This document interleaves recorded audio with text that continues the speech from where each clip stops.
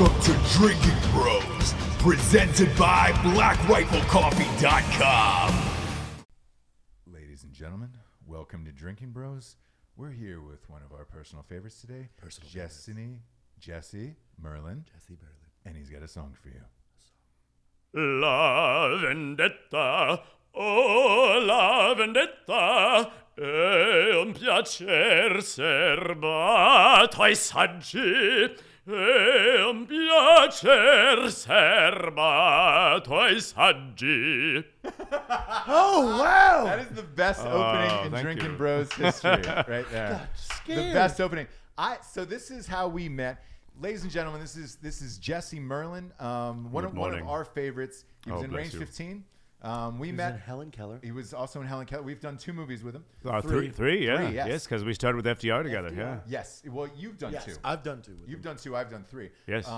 But you're one of the most talented actors on the planet. Oh, bless you. And like when you came in and auditioned for FDR, and I was reading through your resume, there was close to 40 operas on there. And I couldn't believe it. Like, I didn't know if it was real. You know, I think I argued with my agent is like, do you really need a second page on your resume? I think you're the only person who's ever been impressed by that because I have like all the acting and musical theater work. Beyond. And then on the second page is all the opera stuff. And it's funny, that was my life for 10, 11 years. That was my full-time thing. I sang about 50 roles, a little bit in Europe, mostly, you know, very medium-sized regional career here in the United States. But how nice that that you took it seriously. I remember that I came in for Werewolf Hitler, and it was on Rosh Hashanah, and it was, and there were, and you know, not everybody wanted to be there. It was a hilarious set of sides, but it was a little edgy for some people. I saw this, I'm just like, it was like, oh, let me add it. My agent called me. I was like, Jesse, I got the role that you were born to play. It's called Werewolf Hitler. And in that moment, you know exactly what your agent thinks of you. Yeah, yeah. But by the way, I never told you this, but because that day there was an emergency casting session. The guy, it was. Oh God, this is gonna sound fucking ridiculous. I had another Hitler or 2 in some other movies that I had written. So there was a guy. In Pool Boy, yeah, Yes. right, yeah. So that guy was probably going to come back and play Hitler. So I get a call that he got like CSI or something, and so we had to cast it. Oh, my good fortune. Yeah. Yes, yeah. So, anyways, I'm not Jewish. I know nothing of the Jewish religion, nor do I ever pretend to be. I did not know it was Rosh Hashanah. So when I got in, the casting were like, hey, so that list we sent you of people who were coming in, it's been cut in half. And I was like, why? And they were like, well, Hollywood is a big Jewish town, obviously. All their agents are Jewish. And they were like, you're reading for a role of Hitler on Rosh Hashanah. Yeah, rush casting on a Friday, yeah. On the and Sabbath, I was like, yeah. oh my God, I didn't know. We were shooting, and I was like, I didn't know. We couldn't move the date, and people were there, and all that shit. You came in, destroyed everyone, because it's one of those. Did you come in with what you ended up playing? More or less, it was one of those things where I was agonizing. I don't think I did, but it's like, do I wear a false mustache? Because I know some people did, and it was one of the voice. Some guys but shaved. the voice and the accent and everything. You came in with that. Because I speak, coming from opera, I speak a little French, Italian, and German. So I'm just like, okay, how can I work this dialogue so he sounds like he's a pissed off Bavarian guy? That he's from that part of the country.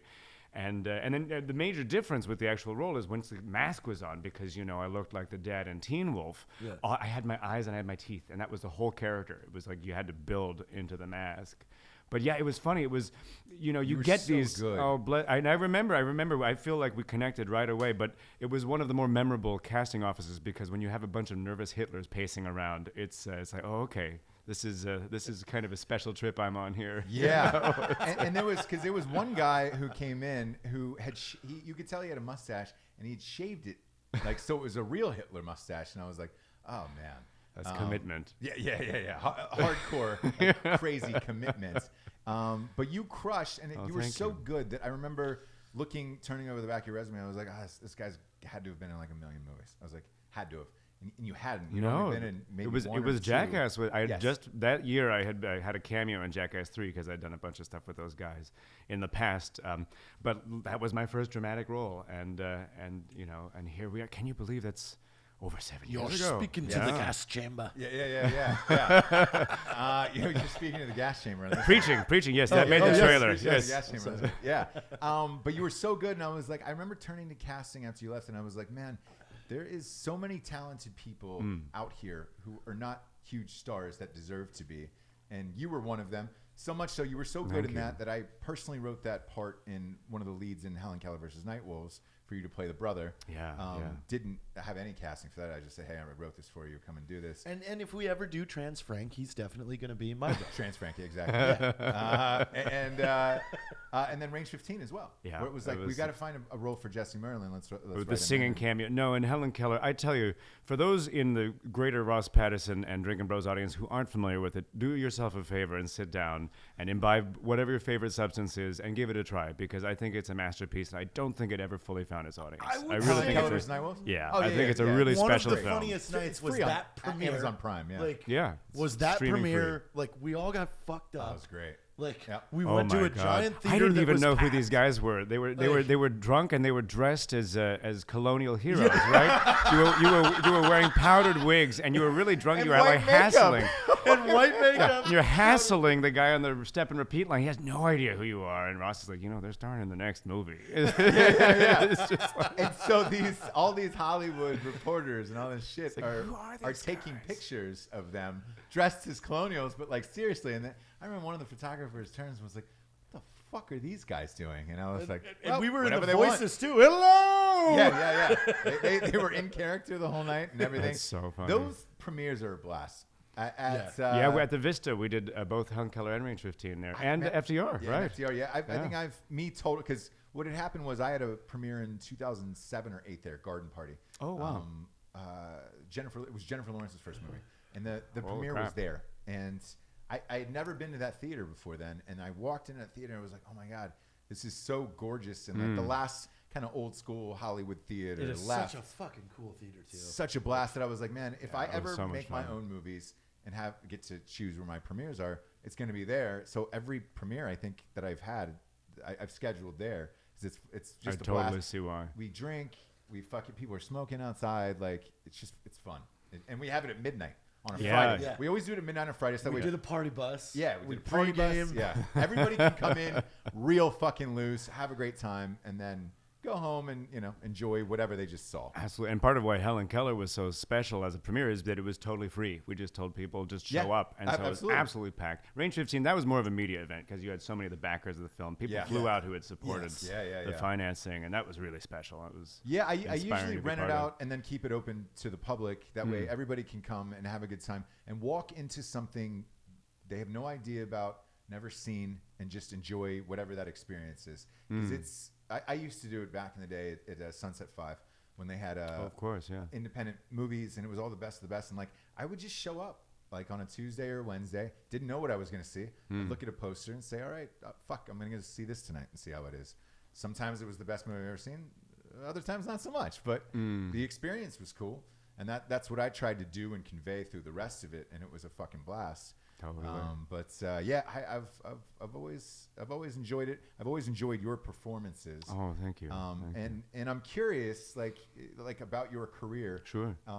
And somebody like you who is so talented, how do you not get bitter about going into 90 auditions and Yeah, good question. a week and not getting It's beaten down by it? It's one of those. I have to say, it was a real turning point for me, late 2010, when I auditioned for FDR. Because right after that, I always like to tell people I'm a very good second choice.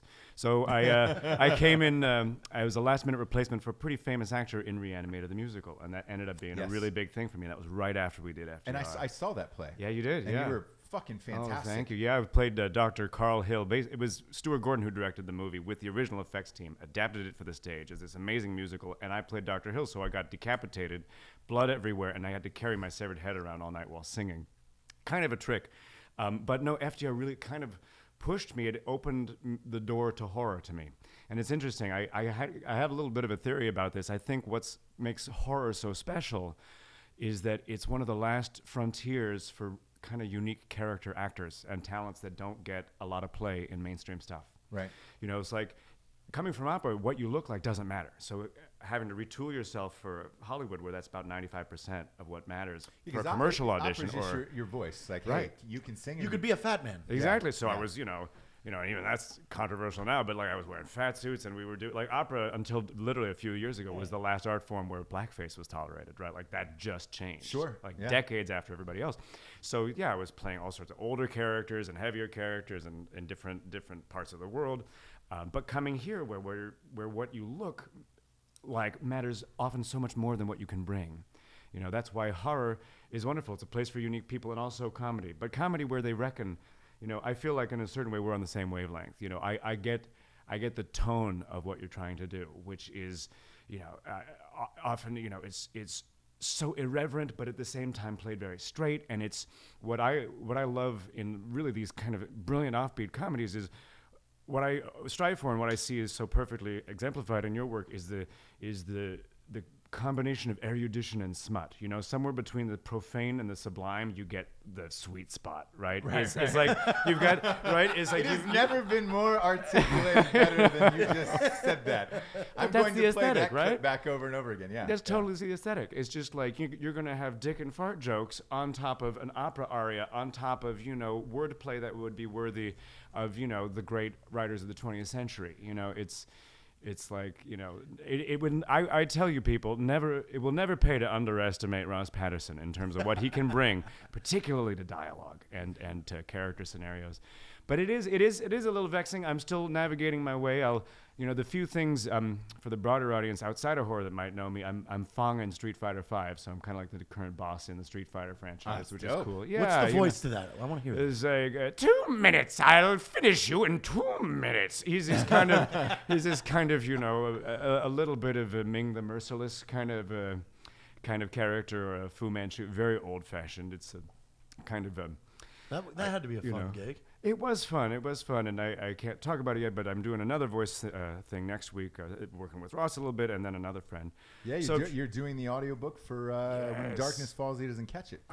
The sequel to At Night She Cries While He Rides His Steed. I hope you're already getting your Where gastric does it juices pick up? pumping, Does people. it pick up after? It picks up 3 years after. So it your continues family's the story. dead. Yeah, continues the story, and then new characters come in. And Awesome. without giving it away, we had a bunch of actors in the last one. It crushed on Audible. It's in like the top 10 highest rated Audibles there is. And It's unbelievable. So this one, I was just like, great. I'm gonna come back to LA. I'll record it with my favorite people and take it even higher than the last one. I just think it's also the collaboration between the amazing, all the military guys and heroes and the companies that you worked with on Range 15, and also your films, is that you understand an audience, I think, that hasn't really been spoken to in terms of comedy and in terms of literature and film. But it's just like men who read books too, it's like, and men like comedy too. I mean, you see, there was a giant gap. I mean, you remember like in the late 90s, like movies like Loaded Weapon and things like that, dude. like where they pushed the Hot boundary. Shots part. Yeah, Hot Shots, Exactly. Loaded All those, Weapon, yeah. And they all then- made money. And then they stopped. Right. And it was kind of like, I kind of think like Scary Movie like kind of ruined it for that. Like that, like the Scary interesting. Movie series, and there was another one like Not Another Teen Movie, like that kind of busted that slapstick comedy to where those didn't do well, so people stopped funding. Well, not another teen movie did okay. The scary movies, they did 90 of them, and it's like that's gonna after the first two, like that's gonna die out. I just after that, in that vein of comedy, the Wayans brothers took over. So they were doing all of those movies. Legally Blonde. Or, yeah, I mean, all that shit. And just second generation from SNL stuff, Yeah, and like, it just. but it wasn't Airplane. It wasn't. No. It wasn't. it was Animal House, Yes, Yeah. you need new actors and fresh faces. Like I think why a lot of this shit works. Somebody like you, they've never seen you before. So like when you come and do these movies, everybody's like, oh, who the fuck is that guy? He's awesome. That makes it more believable, and you're excited to go on a journey with these characters when you don't know the people. And my biggest thing today with comedies, because they're hardly getting made at all. Truly. Is I found after the election, we were talking about it before we got on the show. After the election, I feel like everybody is so politically correct on both sides. Yeah, truly. Yeah. That's you're one thing or you're not one thing, and it's making comedy harder because people feel afraid to tell jokes about things. They're not voicing their true opinion. There is no comedic voices that are fresh, that are cutting through. Like Chappelle came back on Netflix with his 2 stand-up specials and crushed, and everybody was like, oh my God, Dave is the best. Dave's the best because Dave's telling original shit, and he's offending everybody. And he's fearless, still, yeah. And he doesn't give a fuck. Right. But he's the only one Right. left who's kind of doing that. And if he wasn't Dave Chappelle, would he be able to get away with that in today's current climate? I don't know. But it makes me sad that there is no new Borats or, National Lampoon. Yes. Yeah. We watched that movie on Netflix. Isn't it good? Great. Did you watch the National Lampoon movie on Oh Netflix? yeah, my God, yeah. Well, because remember, I did it was such a strange experience. I did the first and last National Lampoon stage show since 1986. About 5 years ago, I did a show called Sketches from Really? the National Lampoon with Matty Simmons, who was the founder and Yeah, publisher. And this yeah. brilliant man. He wasn't the writer, but he was the publisher and the, Sure. And I mean, the man invented the credit card. He's one of the 3 people who came up with the Diners Club. He was a brilliant man. And it was a funny show. It didn't really hit. The one kid that went out of it, John Milheiser, ended up going to SNL for a year after that. But it was, that was a really interesting one. But it's funny. I wanted to tell you, I did an interesting. It was like a kind of more theoretical, but it was like a queer horror podcast with Michael Varrati recently called Dead for Filth. And I was Great title. Yeah, it's an interesting one. And I was talking about your films, and I was, not against anyone in particular, but I was defending you in the sense that it's just like, when do we stop getting offended on behalf of other people? Yeah. And it's like, okay, some people are going to find some of the content in Helen Keller and FDR objectionable. That's fine. But you made 2 movies in a row with a disabled action hero. Yeah. Who else is freaking doing that? Yeah. And isn't it a good thing to have more of that? Yeah. It's guy just in like a wheelchair, somebody who's blind, like yeah. right. And it's like that is one characteristic. That's not the entirety of who they are. It's like we're not just putting them in a special category because of that one thing. They're complete people in addition to that. Yes. And so it was interesting. I had Did he tell some you about the book that we've been working on? I don't think I know about this. The Heterosexual Male's Guide to Homosexual Kama Sutra. Oh, good heavens. Yeah, it's called Homo YOLO. Homo YOLO. And every page you add another person, and then the last chapter is called House Party. Oh, well, we should talk about this. I think you have to have the scissoring flag in there somewhere. Yes. It's like See, you have to your troop we flag. need consultants. No. And he's a trusted consultant. Yeah, easily. Jesse's on the, everything. Oh, I wouldn't go that far, but it's sexually.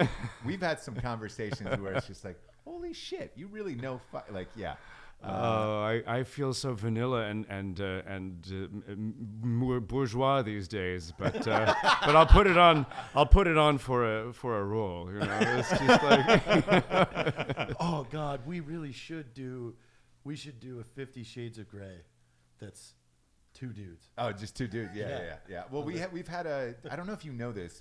We've had a gay motorcycle gang movie that we've wanted to shoot for. This is 3 years. It's close to 2 or 3 years now. Called 2 Wheels of Loneliness. And It's a great title. It's the first ever gay motorcycle gang movie. Like motorcycle. But it's shot gang. like a hardcore drama. Oh, like a wow. Lifetime movie. Yeah. Like and a Lifetime they're all movie. part of this motorcycle club called the Manholes. The Manholes, yeah. Of course. Yeah. And and but the they're lead, all. I'm pretty sure that was a club in San Francisco at one time. Yeah, but the lead character, like at the beginning of the movie, he joins the club and they're like, you got one more thing to do, and they roll he's like, you got to roll the dice. Whatever number you roll is how many dudes you have to fuck. So he rolls. But after that, so he rolls an 11 on the dice. So he's gonna fuck 11 dudes, but he ends up fucking a 12th, and they're like, whoa, no one said you had to fuck the 12th dude. Like, you fucked an extra guy. You're gay. You got to get out of here. And he's like, wait, what? Isn't this an all gay motor? And then we're like, no, man, we're not gay. Like, just you have to fuck other dudes just to do it, but we're not gay. But clearly, the motorcycle gang is gay. they're all That is denying. hilarious. They're all denying And it. he's They're the all only gay. one that's open about it. Yeah.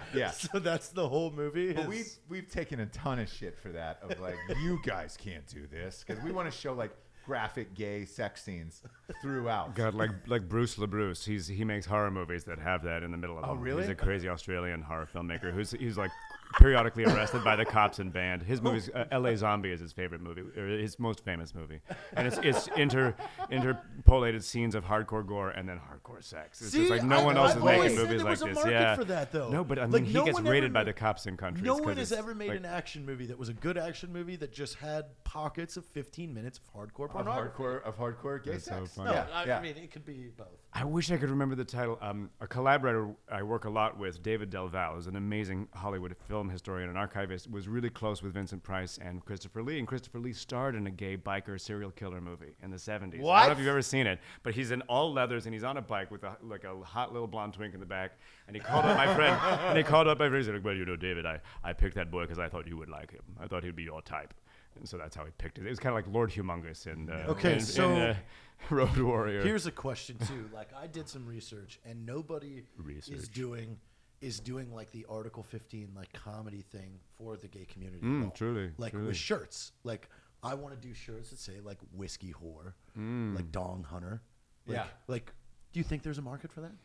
You gotta find it, you know. It's like it's like they have a big clothing line, obviously. Yeah, so of like course. they're We should talk constantly about that, searching for new ideas and shit like that to push the boundaries. But it's like nobody of it. is doing comedy things like that. Yeah, like, where no it's one. like where it's like swipe right, I'm on Grindr or something like that. Yeah. Like, and you're just you're going for it. It's like, Yeah. Would that sell at all? I don't know. God, you know, I'm so out of the community myself. But that is interesting. It's like what the gay. This is kind of probably an unpopular thing to say. I don't really believe a gay community exists any more than a straight community. It is a group of people who happen to be gay, right? It's like it's a construct. well, I mean, right? definitely now, like it is blended. Now, like, yes. Oh yeah. 10 years ago, there was segregation. Oh, sure. Now there's not. When I moved here, well, actually, I'll start from NYU because I went to NYU after Ohio State. I was in I want to say they didn't call it Boys Town because that was what they called West Hollywood, but it was in the East Village, and it was all gay, and that was the pocket of like, oh, well, that's where all the gay bars are, that's where all the things are, and it felt separated. And then I moved from New York to LA, and again, when I was looking at places, they were like, well, West Hollywood is Boys Town, and that's all gay, and it felt separated.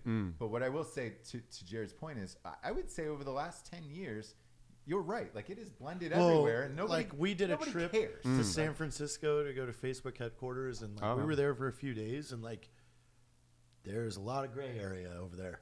Like everybody uses the word partner, and they're all polyamorous, and nobody has sexuality at all. Yeah, it's just whatever I feel like that night. And I mean, they have orgies. They've like Silicon Valley's infamous for having these orgies now. Yes, somebody blew the lid on that last year and started publishing about it because it's. And it's interesting. It's ambiguous because like people feel pressured to participate to get ahead. You know, it's one of these kind of like, is this the new, you know, Hollywood? Drop your keys in the bowl and put on a mask. Yeah. You know. Yeah.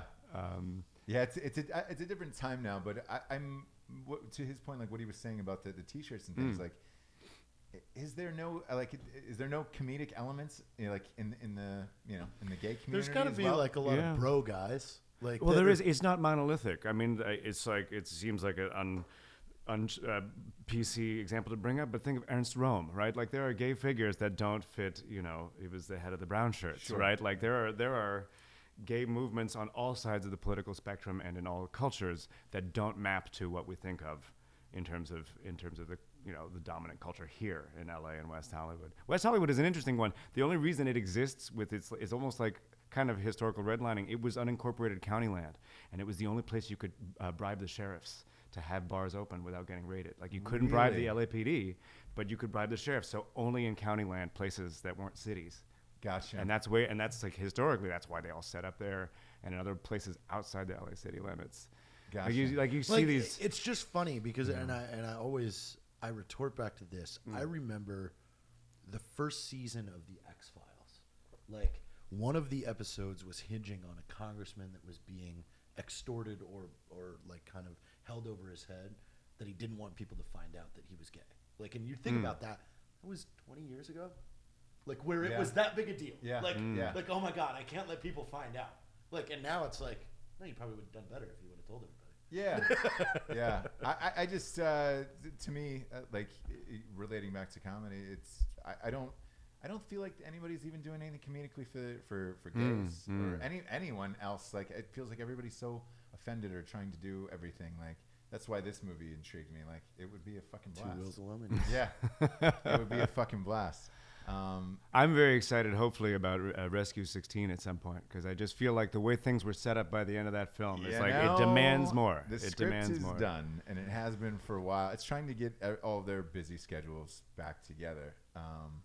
I asked Matt on a separate podcast on a one-on-one with him if he thought it would ever get made, and he said yes, probably in a couple of years. What is your? I mean, I would love to. You know what that hinges on? The money. Yes. I mean, I don't know if there's a demand for it yet. Like we don't know. The sequel? Yeah. People have to tell us. Like, yeah, we hear it onesie twosies. Hey, what about Rescue 16? What about Rescue 16? But it's like because like the fire has died down from the movie, and we've all been doing other things. Like we would have to be reminded that I hear it all the fucking time. A demand for it. Yeah, I hear it all the time. Did you get a lot of people hitting you up after that movie? It was from people who I didn't know were watching my work otherwise. You know, I got an email in the middle of the night from an opera singer in London watching it streaming. He'd bought it on Apple, and he's just like, I can't believe you're in this movie. This is so great. It's like you're watching this in London? It's like, you know. That's literally my response every time somebody asks me, like, I had a flight attendant on a Delta flight was like, were you in a really obscure zombie movie? And I was like, yeah, why would you watch that? Yeah, and it wasn't that obscure for an independent film. I mean, it was the top performing independent film of 2016. But these days it feels like if it's not on Netflix, it doesn't count anymore. Whereas that's true. Back before, if you were on Netflix, it was like, you went straight to Netflix, huh? Right, it's a kiss of death. That's serious. Everybody was it's like... It's funny. Let me pitch it's the one major thing I have on Netflix right now. I'm pretty proud of this because I went to festivals where they got a movie called Beyond the Gates. Is that on Netflix now? It is. It is on Netflix and every other way. Films by that? They did for distribution. Yeah, it's a haunted VHS video board game open into the Hellgate to another dimension kind of movie. Really? This sounds cool. Yeah, it is fun. And I play Vincent Price kind of, sinister curio shop owner.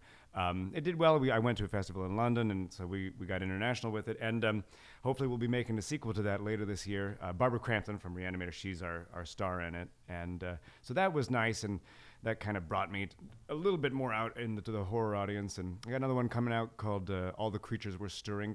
Christmas horror is kind of a thing right now. Christmas horror and anthology movies. Yeah, that's another thing about horror, too. So that's coming out. It's hitting festivals right now. Yeah, but Krampus didn't do well. Well, but there were like 3 Krampus movies that came out at the same time. And it's just like... And that one came out on Christmas Day, and it was like, death on Christmas Day. Yeah, who releases a movie on Christmas Day?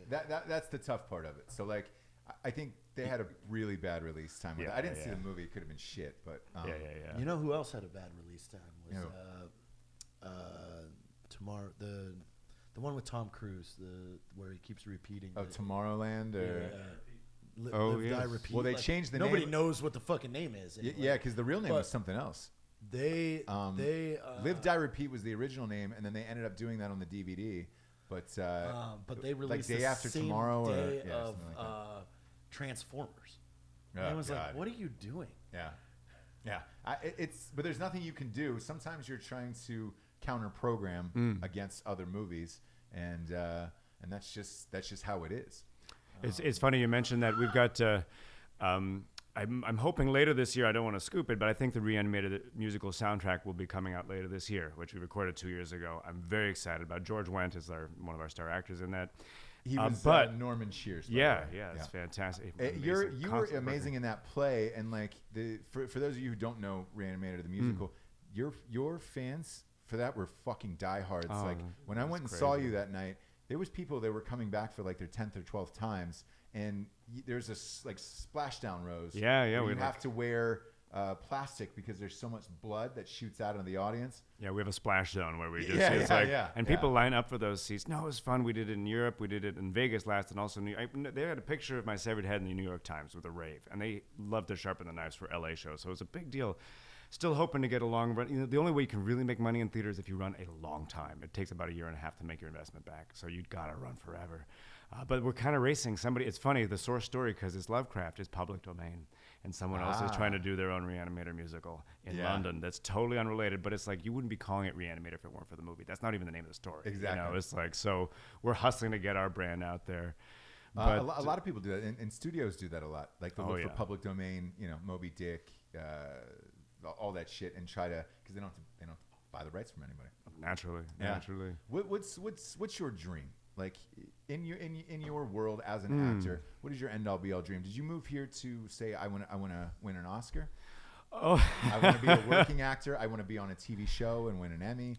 I want to do comedy. I want to do drama. It's funny you mentioned winning an Oscar. I'm all about the work. Thank you. That's a very interesting question. I've never been too fond of Oscars just because people don't know this. If you look at the real history, it was a union busting thing. It was an attempt in the 1920s to prevent the Screen Actors Guild and the Writers Guild from incorporating. It was trying to keep people in the conditions they were working in. Really? I didn't know that, actually. The producers were like, oh, no, you don't need these unions. Take this little statuette. It was like, at the time, it was a very political thing. So that's the long-term history of it. No, I was born here. I'm an old showbiz family. My great-grandmother toured with Sarah Bernhardt in the 1890s. Like, she was like a baby Jane as a child star. Really? My grandparents were major writers in radio, film, and television. My grandfather was a blacklisted union president just because he wouldn't name names when he had to testify in front of HUAC in the late 40s. And so he couldn't write under his own name for 8 years. And my dad is a construction boss in television. My mother was a Broadway child star. So I never had a chance, right? I was going to end up in some form of entertainment. Sure. The dream is consistent and meaningful work. It's like money, accolades has never been that meaningful to me. Like part of none of us got rich making a brilliant small budget comedy, but we made a thing of beauty. We made something meaningful that we can all be proud of. It's like I would like to reach a larger audience. That's one thing, and hopefully we'll see maybe later this year, but continue to reach a larger audience in video games and things like that, where what you look like doesn't necessarily matter as much, where it's really just prima la voce, where it's just first the voice. I'd like to work more in film and television, and there's more stuff coming. I did it. This is something you would like. It's a pity it's on YouTube Red, so only their subscribers ever saw it. Another Christmas horror I saw that we made for Blumhouse. It was fantastic. It was called 12 Deadly Days. Blum. Did you have fun with it? Did you have fun? I didn't interact with him. I'd be interested to have that conversation. Were you nervous too? Well, Blumhouse is like the big player in town. You want to get your foot in the door. You want to get your foot in the door with him here in LA. He's the only one in town, to my knowledge, who has a guaranteed 5 pictures a year on the slate that have to be released. So no matter what, he has 5 movies that will be out in theaters for a major wide release of 2,500 plus screens. And he just seems continue to knock it out of the park. Insidious is all his. Is it Saw? Saw that's all his. Was it Paranormal Activity? Get Out was his. Right. I mean, it's his. So there's like 10 of those for every Gem and the Holograms, right? He makes a lot of. Yeah, and I worked with him. I did one of his first movies, and he's a fucking hustler. He was able to, smart. Yeah. It was this independent film we did, and it got into Sundance. But it was literally like 35 celebrities of like the hugest names of all time that he put in this movie, and I was just like, "Fuck, how did this guy do this?" He's just a hustler, and like he's one of the few people I can say who deserves all of his success, because that motherfucker's been grinding for a while. Don't you? And you've seen his production office, right? It's an electrical van, right? Yeah. He drives around in a nondescript electrical van. It's like Blum Electrical Works. Yeah, and that's just where he works out of when he's on the road. And the deal is, because like the movies are low budget, so you're not going to get paid a crazy ton, but he's loyal. So if you do a fucking awesome job and don't bitch, he's going to put you in all of the rest of them, and he did it with Lynn Shay, who's she's doing all really of our movies. She's in every single one of those, and like great dude. I'm hoping there will be more for anthology television. I know they're developing something here, right now because like they did this one with YouTube Red and ended up being really good with amazing people in it. With Bill Moseley and Johnny Cassier and all these great horror icons. And I had a great starring role in an episode. I played the homicidal elf leader of a Christmas suicide cult. which is like typical typecasting, right? And it was really good, but it's like you can only see it on YouTube Red. It was called 12 Deadly Days. Really great anthology stuff. But no, he's found the formula. Like, why roll the dice on one $10 million movie when you can make 5 $2 million movies? Yeah. It's just like, and give more people a chance. And one thing, that's something like, and I hope we can bring you back to maybe a hard horror or horror comedy again, is like, compared to other things, horror is one of those few genres where you can consistently make money if you keep the budget at a certain level. At a certain level, yeah. You know? Yeah, that would be fun. Yeah. It would. And I will say this, like I've been hired, maybe 6 or 7 times to write horror scripts. I mean, strictly horror, no comedy. So they're out there. They just didn't get made. You know, I get paid as the writer, but they exist. They're out in the world, and I don't know. I have a feeling like there's some of those scripts that they'll call in a few years and be like, "Hey man, do you still have that one thing?" Because I still get those calls too for comedies, where it's like, "Hey man, do you still have this thing?" Like I get a call maybe 2 months ago for a movie called Searching for Sajak. I had written a movie in 2003 or 4 about, and I sold it to Fox. That involved a kid who was writing a term paper to graduate college, and he was never allowed to watch Wheel of Fortune growing up. Cut to, he turns in this paper, and the professor's like, "Go home. This needs more work." And he finds an old VHS tape of his mom and dad on an episode of Wheel of Fortune, and the birth certificate doesn't match up. Pat is hitting on her, and he thinks that Pat Sajak's his dad. Oh, So they have to go cross country. Scenario. It feels a little like road trip where they've got it. He goes with his buddies cross country to get on the college Wheel of Fortune so he can meet Pat Sajak and ask him if he is the father. And then obviously they go through all these pitfalls and all this other shit. But so funny. We sold it, got everything ready to go, great. and Pat Sajak said no at the very end. And I was like, he had a production company and all this shit, and his answer was, I wanted to do more things than just host Wheel of Fortune, and I still think that's going to happen. It's been 12 years or whatever. That's not the case. And I get a call literally, 2 months ago. "Hey man, do you still have that script? Do you care if I try to get Pat again?" And I was like, "You know what? Feel free. You go ahead and tilt at that windmill. You know, it's like, yeah." Oh, but that would be great. I wanted to share one funny story. It just occurred to me. I listened to a nice podcast interview, a review of my film Beyond the Gates, and they go, "Oh yeah, that guy Jesse Merlin, he's really good in this movie." And he was so great, crapping in that vase in FDR American Badass. And I just had a face palm. And it's like, that is a funny scene. He's a funny actor, but I was Werewolf Hitler, and I was not James Roosevelt shitting in the vase. And when we were shooting the diner scene for Helen Keller versus Nightwolves, I didn't know that I was surrounded by America's greatest heroes. Jared was it was Jared and Rocco and Matt were there, and I think it was you. And somebody was just like, "Oh, you're so great, crapping in that vase." And I get my little like, "Who are these guys?" I was Werewolf Hitler, and Matt punches him hard. He's like, "You fucking idiot!" He's like, "That's Werewolf Hitler, you know that." And it's just like, and I'm just like, "Who are these? Who are these bearded maniacs that I haven't met before?" And of course, I ended up being my favorite people on the planet. And the beauty is they show up with a bottle or 2 bottles of Jameson. Yeah. And I said, "Hey," and they were like, "Hey, is it cool to drink?" And I was like, "Yeah, it's my set. I don't give a fuck." Yeah, right. People smoking weed in the trailers and the parking lots, all this shit. I don't give a fuck. Just do your job. And my only advice to you guys was, I was like, "Hey, man, it's a really long day. So if you start getting hammered, like, watch out. It's 12 hours. You're there for 12 hours on set in a diner. You were the only one who made it. Rocco and Matt were like, exhausted. Just spent by the end of it. And I knew your passion for filmmaking at the end of it, because like you were there till like the very, he's a natural. You stayed it's so after obvious. He got cut, and we're I wanted watching to talk Richard to Reel. everybody. Yeah.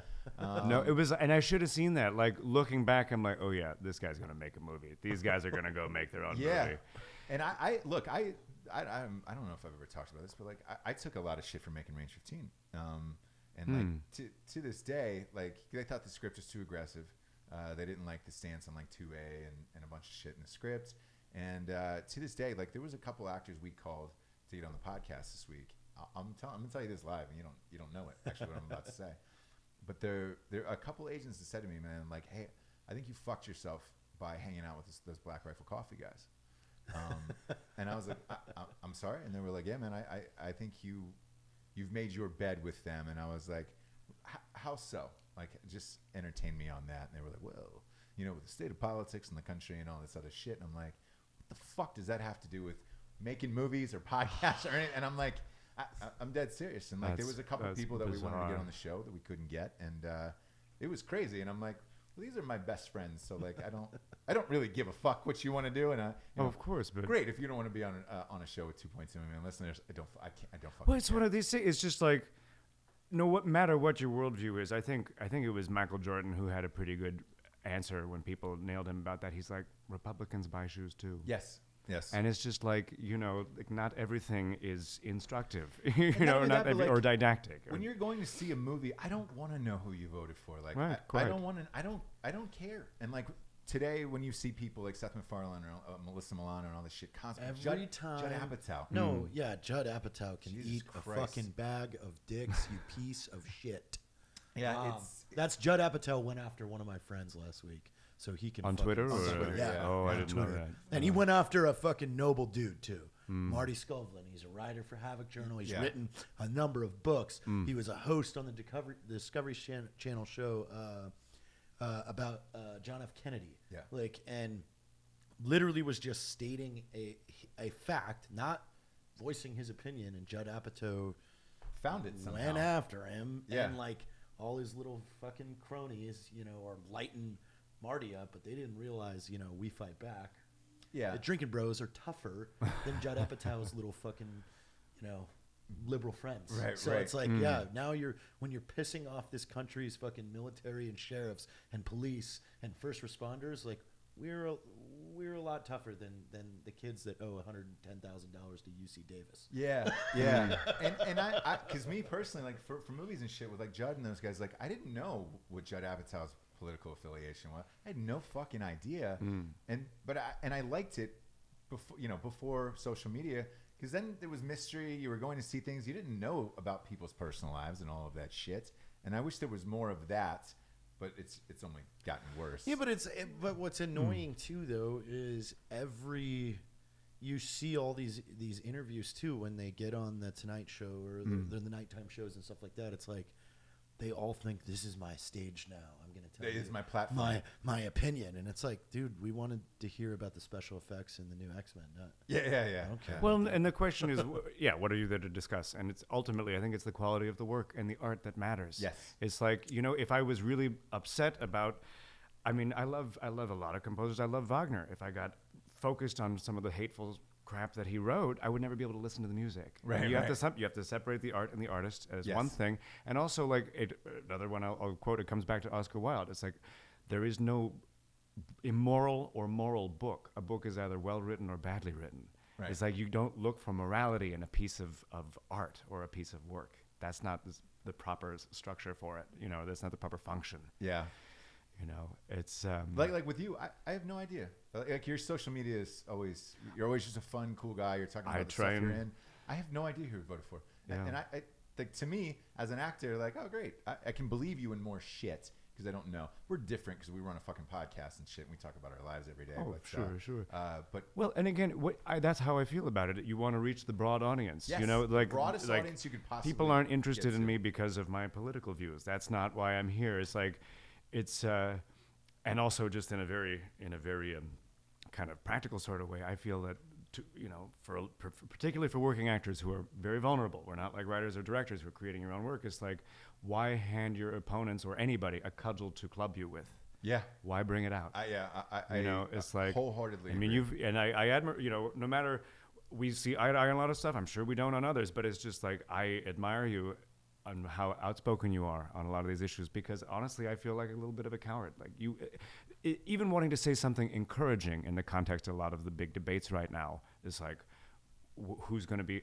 Why do I want to get the microscope on me on Twitter today? Do I want to get the magnifying glass burning me like a little ant? Right. I don't. Right. I want to talk about art and music and literature and life. I just see both sides to every issue, and again, like we took a lot of shit for, and me personally, we had Michael Rappaport on the show, and he goes after Trump every single day. Sure. And I lost, I think on Twitter alone, maybe 5,000 or 6,000 followers from that show. And people were like, how the fuck could you have him on your show and talk to him or whatever? And same thing. I was like, again, I don't care who anybody voted for. Just be an interesting, cool dude. He came on the show. It was great. Didn't talk about politics. Didn't well, get and into this anything. is, again, worldviews are separate. part of what makes this so personal is I come from a blacklisted family, you know? Like, even if I completely disagree with your politics, I don't think it's okay for people to say you no longer get to work because I don't like what you believe. Right. That is messed up. Yeah. That is not, and that is like this country. A lot of people paid for that. When my grandfather died, I mean, he'd been a book critic for 35 years. And like, even though he came out of the blacklist in 56, he couldn't write under his own name for 8 years. His career never fully got back, and he lived another 40 years. Like, so a lot of people were cut down at their prime for living. They're just for refusing to throw other people under the bus. And after he died, we found all of his political books hidden behind a false bookshelf in the basement. Like in the late 50s, Really? he moved all of his stuff behind another set of books because, I mean, he had HUAC guys coming to the house and talking to the kids. I mean, and he's just like, you know, Mr. Merlin, it's really too bad. If you had actually been a communist and you could name some names, you'd really help us out.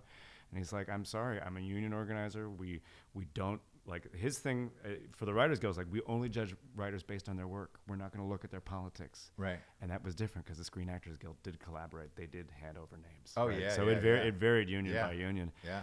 And it's like, so that's just on the edge of living memory for a lot of us. You know. Me personally, I hate the unions.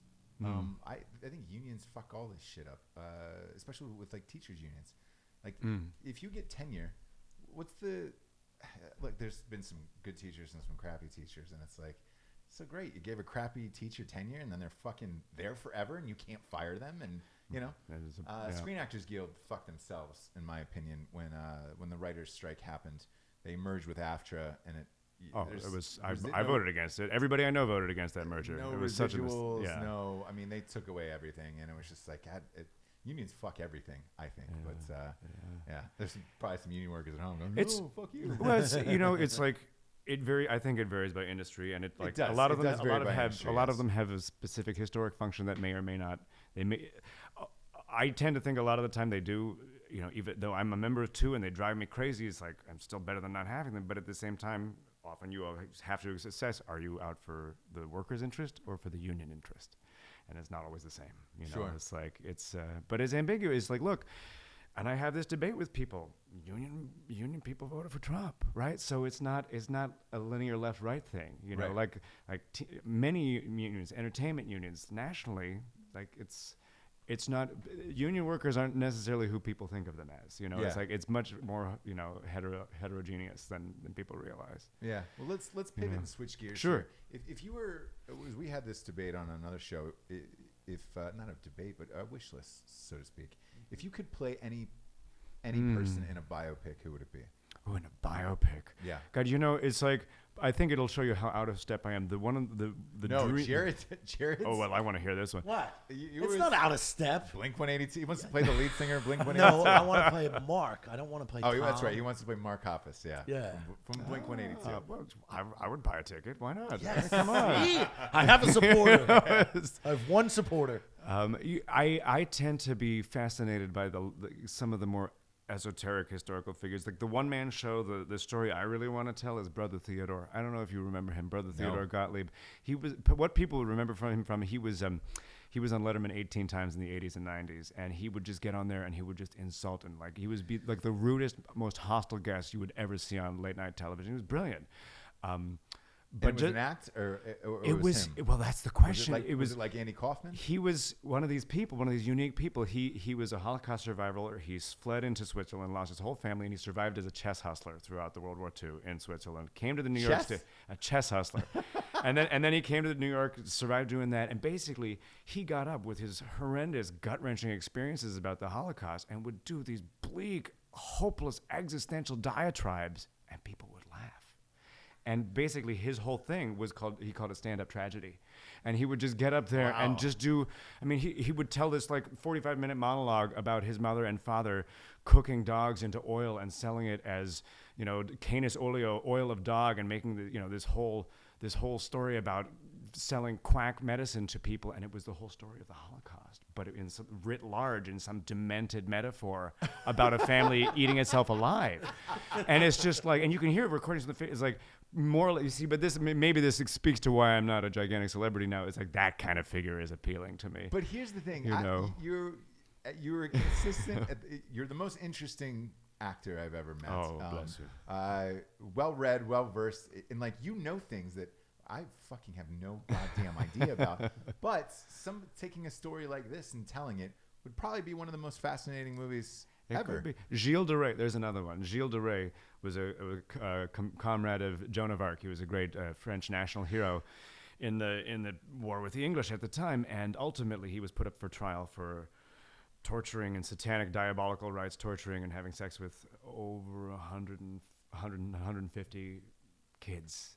Choir boys. No, this is a brutal story. And it was a huge trial, and it brought all of France, and now it's debated whether or not it was all a frame job, and it was like competing interests. Like, so I don't know, perhaps it's the horror audience, some of these like long-term unsolved semi-satanic diabolical crime stories. Yeah. You gravitate towards. That's cool. Well, like Joan of Arc, it's like you think about The Devils by Ken Russell. Someone, boy, I'd love to see you make a movie like that. It's just, something truly edgy. But I am so delighted to be here with two of my favorite men on the planet. I miss the other Drinkin Bros. Please send them my love. I mean, my goodness. Thank you for being here. We're at the point of the show where we get to the Drinkin Bro of the week. Oh, yes. The Drinkin Bro of the week is somebody that has inspired you, has influenced you along the way towards either the person that you are now or as an actor. But you can give that to anyone you like. Drinkin Bro of the week. Google him. Look up a YouTube interview. His name was Quentin Crisp. He was my mentor in New York in the 1990s. He lived from 1908 to 1999, and he came out as an openly gay, effeminate man in London in 1930 when it was a crime, and was beaten for almost every day for years. He was followed. He was ostracized by the gay community. He was arrested. He was 60 years old when they finally decriminalized homosexuality, but he never compromised who he was. He wanted to show people that people like him existed, and it was like the most gentle sort of protest. It wasn't, he didn't approve of marches, he didn't approve of the protest movement. He wanted to be who he was, and then the rest of the world would come to him. So his book, and it was a movie, actually, it was a real breakout role for John Hurt as a young man. It's called The Naked Civil Servant, but it's just, being gay aside, it is one of the most beautiful stories of being an outsider in a hostile world and finding your way. And it's like, he had this wonderful line, he says, in an expanding universe, time is on the side of the outcast. People who used to live in the suburbs of human contempt will find that without changing their address, they eventually live in the metropolis. But in my case, it took a really long time. It's just like, it's right. The way you speak and how eloquent you are, I have a new person that I'd like to read at my funeral. If you could give my eulogy now at my funeral, it would. I'm in. I'm gonna call Jesse. Well, you'll see my wife on Tuesday. My beloved sister. Yes. You'll see her on Tuesday. I'm gonna tell her like, hey, you're giving the eulogy now.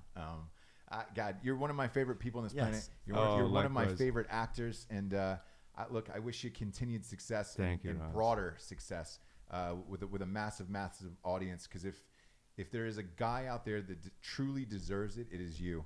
And thank you for doing the show today, buddy. I love you guys. I'm dying to work with you again. I'm so excited to be here and to meet, even from a distance, your amazing audience. Yeah. Where can people find you on social media? JesseMerlin.com. I'm at Jesse Merlin on Twitter and Instagram. No, I'm a little too old timey for that. I'll get there eventually. So just Twitter and my .com, and would love to hear from you and thank you for listening. Yes, hit up Jesse Merlin on Twitter. That's not IE. That's JESSEMERLIN. Truly one of the most fascinating people on the planet. Thank you again for Jesse Merlin. Jarred Taylor. I'm Ross Patterson. Drinkin Bros.